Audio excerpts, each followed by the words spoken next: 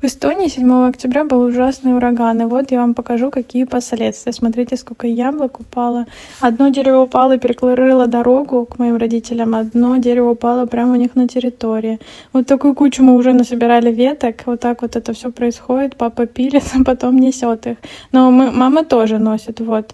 И я тоже ношу, вот я вам даже таймлапс сняла, подтверждение этого. Микки тоже при деле. Я, если честно, не помню такого сильного шторма за последние 5 лет. Уровень воды в море поднялся на 100 сантиметров.